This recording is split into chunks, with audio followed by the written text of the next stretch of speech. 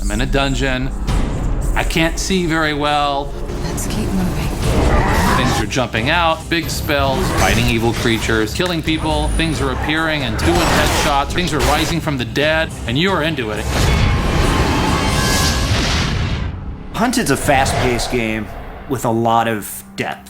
We work for the Lord Mayor of Dyfed. We talk about telling a dark story, but we wanted to make sure that our player was going to experience really diverse environments. Terror's down there in the dark. It was just kind of, me and Rob, our art director, getting together and kind of talking about what would it look like, what would the technology be like, and that's kind of the way that the game evolved. When we first started working on the project, it was important to come up with a style that wasn't as clean as classic high fantasy games can be. We know the place. I just felt like a true Middle Ages-like era would be dirty, things would be worn, untended, and so things are crumbling and falling apart. We try to tell the story with the environment.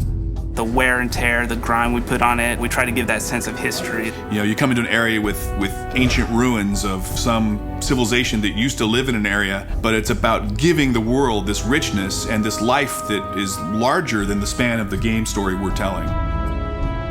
There are different engines that people use for different things in the gaming business. In this particular case, we use the Unreal Engine. Our focus going into this project was actually try to do what Unreal does best. Third-person shooter games and games that involve cover. And if you are moving forward into landscapes and environments, the Unreal Engine does it perfect. So what that did was allow us to spend 100% of our efforts on game design and graphic fidelity. Throughout the game, whether you're underground or above ground, you'll come around a corner and get these just amazing views. We want to have a heavy element of verticality in our levels. As a ranged character, sometimes being up in a post is the better area because you can get a view. As more of a melee character, you can sit there and protect that area. Use a little help here. Well, this is one of the final areas. When we first started, we talked about doing a tower and doing something big, but it's been done so many times, and we thought, let's do a giant pit instead. There might be a little bit of a spider problem down here.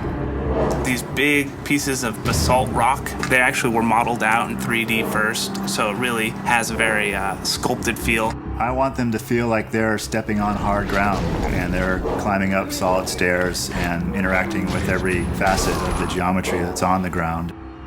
We need to be at the Fountain of Alicia by morning. It's not so typical in a console game to be able to create your own world. But I can't thank you enough.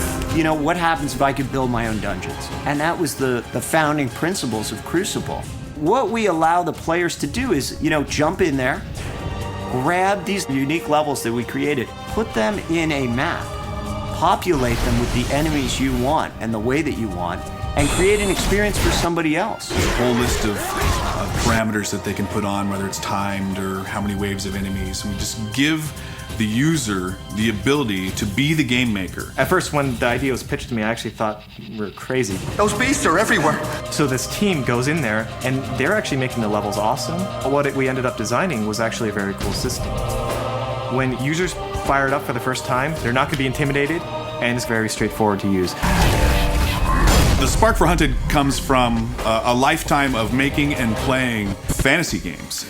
We have this tremendous love for the richness to the world. Find a feather, black as night. Every rock, every bit of dirt, every tile of broken pottery, every wall, every bird. It's immersing yourself in this world and this experience, the emotional attachment to the world. It's a roller coaster.